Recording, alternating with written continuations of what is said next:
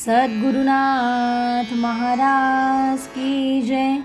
महायोगी स्वामी उमानंद सरस्वती की जय।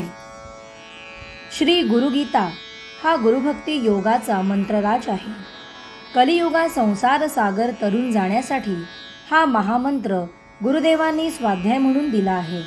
श्री गुरुगीतेतील संस्कृत श्लोकांचा अर्थ महायोगी स्वामी उमानंद सरस्वती यांच्या श्री गुरुगीतार्थेश्वरी या विवेचनाच्या आधारे आपण जाणून घेत आहोत।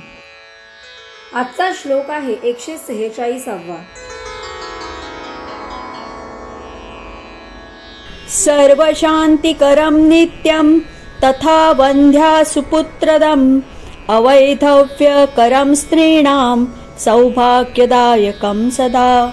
एकच उपाय सर्व अपायांवर लागू पडावा, तद्वत श्री गुरुगीता पठणाने सर्व लाभ होतो। सर्व तऱ्हेची सदैव शांती मिळते। वटलेल्या झाडाला पालवी फुटते, म्हणजेच वंध्येला पुत्र प्राप्ती होते। वैधव्याची कुऱ्हाड कोसळत नाही, नेहमी सौभाग्याचीच वृद्धी होते।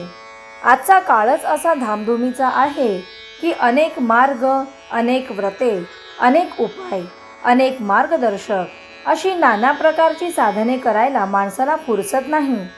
एक रामबाण उपाय सर्व अपायांवर खात्रीचा लागू पडणारा हवा आहे।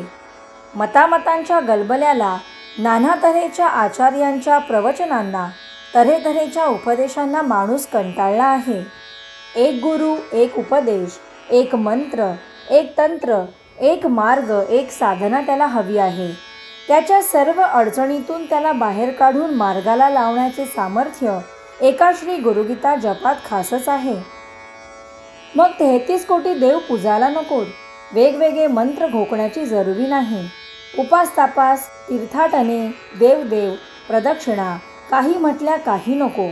गुरुभक्ती योगात सर्व काही येते व निश्चिंत करते। खरी शांती प्राप्त करून देते। अशक्य गोष्टी शक्य होतात। दुःखांना जागा उरत नाही। दुर्भाग्य संपून सौभाग्यच वाढीस लागते। आणखी काय हवे माणसाला? श्री गुरुगीता हाच परिपूर्ण उपाय। सद्गुरुनाथ महाराज की जय।